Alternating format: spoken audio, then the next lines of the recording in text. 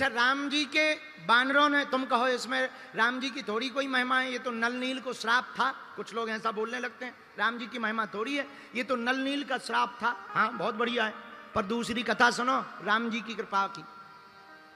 लंका में रावण रहता है। जब लंका में ब्रेकिंग न्यूज चली कि राम जी के बानरों ने पुल बनाया, और पुल बनाया पत्थरों का, और पानी में पत्थरों को तैराया, तो ब्रेकिंग न्यूज चलते ही लंका में हल्ला मच गया। किस बात का? बोले एक बंदर पहली बार आया था, पूरी लंका जला के गया, अब ऐसे अनेक बंदर आ रहे, अब पता नहीं क्या होने वाला है। मतलब पाकिस्तान में एक ऑपरेशन सिंदूर की बहन कुरैशी ने वो ऑपरेशन किया, तो विचार करो, ये हाल हो गया कि 9 जगह विस्फोट हो गया। अब पाकिस्तान को समझ लेना चाहिए, जब भारत की बहनें इतनी खतरनाक हैं, जिस दिन पंचकुला के भैया मैदान में आएंगे विचार करो, जब बहनें इतनी खतरनाक है, तो जिस दिन भैया मैदान में आएंगे पाकिस्तान का क्या हाल होगा। वही हुआ, ब्रेकिंग न्यूज लंका में चली। क्या? अरे एक बानर आया था, लंका जला गया, अनेक बानर आ रहे, पता नहीं क्या होगा। तब तक दूसरा बोला अनेक आ नहीं रहे, आ रहे, रास्ते में हैं, लैंड होने वाले। कैसे? पुल से। पुल कैसे? पत्थरों का। पत्थर कैसे पुल बन गया? अरे बोले इतने जादूगर हैं वो दोनों राजकुमार राम और लक्ष्मण, उन्होंने ऐसा मंत्र फूंका, पानी में पत्थर तैरने लगे। तो लंका के लोग बोले एक काम कर लो। बोले क्या? बोले पार्टी चेंज कर लो, जैसे कल विभीषण जी ने की थी। जैसे कल विभीषण जी ने पार्टी चेंज की थी, वैसे ही अपन कर लो। बोले करें क्या? अरे बोले मरना थोड़ी है, ये वाला झंडा हटाओ, राम वाला झंडा लगा लो। तो लंका वाले बोले मतलब? बोले मतलब सीधा सा है, जब वो बंदर लंका आया था, रहाना नगर बसनग्रत तेला, बाड़ी पूंछ कीन कपि खेला, पूरे लंका को जलाया, उलट पलट लंका सब जारी, पर एक घर नहीं जलाया। बोले किसका? बोले एक विभीषण कर ग्रह नाही, विभीषण का घर नहीं जलाया, बाकी सबका जलाया। लंका वाले बोले कि विभीषण जी का क्यों नहीं जलाया? बोले जो राम जी की पार्टी में आ जाते हैं, उनका घर भगवान जलाते नहीं है, बचाते हैं। तो क्या किया जाए? बोले एक काम करो, एक उपाय है। बोले अपन भी पार्टी बदल लो। सब सेना जुड़ मिलकर के रावण के पास गई। रावण बोले इतने राक्षस कहां से आ गए, सेना कहां से आ गई? तो लंका वाले बोले अपने घर से आए, तुम्हारे घर से थोड़ी आए। रावण बोले आज तक बात नहीं करते थे, आज मुंह जबानी कर रहे हो, शर्म नहीं आती है? लंका वाले बोले शर्म काहे की, अब तुम खाओ शर्म, हम सब पार्टी छोड़ के जा रहे हैं, तुम्हारा इस्तीफा देना हो तो दे दो साहब बजरंगबली की। कहां जा रहे हो? दूसरी पार्टी में। बोले क्यों? बोले मरना थोड़ी है। बोले क्यों?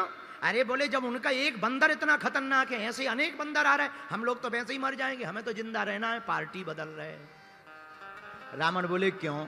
लंका वाले बोले वो लोग जादूगर हैं। कैसे जादूगर हैं? वो लोग पानी में पत्थर तैरा देते हैं, पानी में मंत्र लगा करके पत्थर तैरा देते। विचार करो राजा, अगर वो पानी में पत्थर तैराते हैं तो पत्थर बरसवा भी सकते हैं, और अगर पत्थर बरसवा दिए तो हम तो मर जाएंगे, तुम तो राजा हो, बच जाओगे, इसलिए भैया हमको झंझट में नहीं पड़ना है। रावण बोले ये कोई बड़ी बात थोड़ी है। प्रजा बोली कौन सी? तो रावण कहता है पत्थर पानी में तैराना बड़ी बात थोड़ी है। तो प्रजा बोली ऐसी लंबी बातें तुम पहले भी फेंकते रहे, पर एक बंदर का सामना नहीं कर पाए, पहले तुम करके बताओ तो हम पार्टी नहीं छोड़ेंगे, नहीं तो छोड़ देंगे। रावण बोला चिंता मत करो, कल आ जाओ। ध्यान से सुनना, केवल नल नील के बंदर नहीं पत्थर नहीं तैरे, रावण का भी पत्थर पानी में तैरा। हमारे एक प्रिय मित्र हैं गुजरात के श्री जोशी जी, उन्होंने हमको ये कथा सुनाई, मन गदगद हो गया। इस कथा को सुनकर के, राजा कंब की रामायण है, कंबन ऋषि की रामायण है राजा कंब की, उसमें कंबन रामायण में बहुत अद्भुत वर्णन आया कि रावण कहता है मैं भी पानी में पत्थर तैराऊंगा, प्रजा कहती है करके दिखाओ। बोले कल आ जाओ। मेरे पागलो, पूरी सेना और प्रजा दूसरे दिन समुद्र के किनारे गई, रावण भी गया। रावण ने अपनी कुल देवी का आवाहन किया, और राजा ने प्रजा की तरफ रावण ने देख करके कहा जाओ पत्थर लेकर आओ। तो लंका की प्रजा ने सोचा छोटे मोटे क्या लाना, अब जब तैराना ये तो बड़ा लाओ। अगर उनका 50 किलो का तैरा तो अपना कम से कम 500 का तो तैरना चाहिए। तो पूरी प्रजा जुड़ मिल करके बड़े बड़े पहाड़ों के पत्थर, त्रिकूट पर्वत पर बसी हुई लंका के मध्य में सुवेल नाम के पर्वत से बड़े बड़े पत्थरों की शिलाओं को प्रजा लेकर के आई। रावण को पसीना आ गया कि छोटा मोटा पत्थर तो ट्रक करके तैरा ही देते, अब 500-500 केजी के कहां से तैरेंगे। पर रावण ने पकड़ा पत्थर, हाथ लगाया, कुल देवी का आवाहन किया। जितना तंत्र मंत्र रावण जानता था, अघोर विद्या, शमशानी विद्या, देवी की विद्या, निकुंभला देवी की साधना, जितनी साधना जानता था, रावण ने सब मंत्र को लगा दिया। और जैसे ही समुद्र में पत्थर को डाला, पत्थर डूब गया। प्रजा बोली, ले वो निकल आया चमत्कार, वो डूब गया। प्रजा बोली, चलो चलो चलो चलो चलो चलो। रावण को पसीना आ गया, मनहीन हो गया, रावण से रहा नहीं गया। रावण ने सिर पानी में डाला और पता नहीं ये क्या बुदबुदाया, और ऐसा कुछ बुदबुदाया कि वो पत्थर पानी में ऊपर आ गया और तैरने लगा। प्रजा जय जयकार करने लगी, ताली बजाने लगी, हल्ला मचने लगा। अरे भैया, पार्टी बदलने की जरूरत नहीं है, अपना भी राजा किसी से कम नहीं है। अगर वो पानी में पत्थर तैराते हैं तो हमारे लंकाधिपति दशग्रीव दशानन भी पानी में पत्थर तैराते हैं। रावण घर आ गया, रात हुई, रात को पत्नी मंदोदरी आई। बाहर कितने भी बड़े नेता बने रहो, पत्नियों को पता रहता है कितने बड़े वाले हो। बाहर कितने भी गुंडा बने रहो, घर पे पत्नियों को पता रहता है कि तुम कितने डरपोक हो। हाँ, तो रात को मंदोदरी, जब रावण घर आया तो रात को मंदोदरी आई, उसे पता था कि तुम कितने बड़े वाले हो। चरण को दबाती हुई मंदोदरी मुस्कुराती हुई बोली, स्वामी बुरा ना मानना, तो एक बात पूछूं? बोले पूछो। बोले, हमने सुना आपने आज पानी में पत्थर तैरा दिया, सब चर्चा कर रहे हैं। रावण बोले, बिल्कुल। रावण लेटा था, मंदोदरी बोली, क्षमा करना, हमें पता है आपके पास कौन कौन सी शक्ति है, कौन कौन सा मंत्र है, पर ऐसी कोई शक्ति, ऐसा कोई मंत्र नहीं है जिससे तुम पानी में पत्थर तैरा सको। बुरा ना मानो, ऐसी कोई देवी नहीं है तुम्हारे पास जो पानी में पत्थर तैरा सके। अगर आप बुरा ना माने तो मुझे बताने का कष्ट करें कि आपने पानी में पत्थर कैसे तैराया। और मेरे प्रिय श्रोताओ, आज पहली बार रावण रोया, उठ करके बैठ गया, अपनी आंखों से रोया, 20 आंखों से रावण रोया और टप टप करके आंसू बहने लगे। पहली बार जीवन में रावण रोया मंदोदरी के सामने।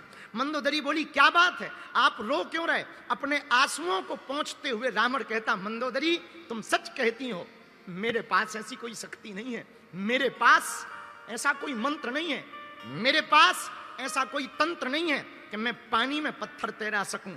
लेकिन जब आज मैंने जोश जोश में कह दिया कि मैं पानी में पत्थर तैरा दूंगा, मैं गया और पानी में पत्थर डूब गया और मेरी नाक कट गई, तब मैंने सिर डालकर पानी में पत्थर से कहा, ये पत्थर तुझे राजा राम की सौगंध है, मेरी नाक बचाने को ऊपर आ जा।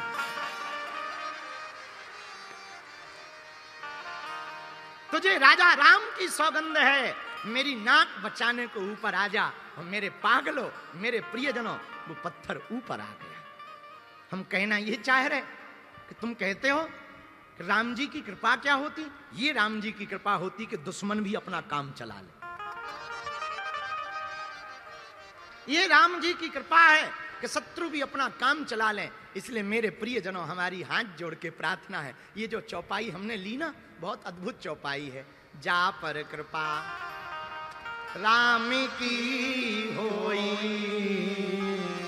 ता पर कृपा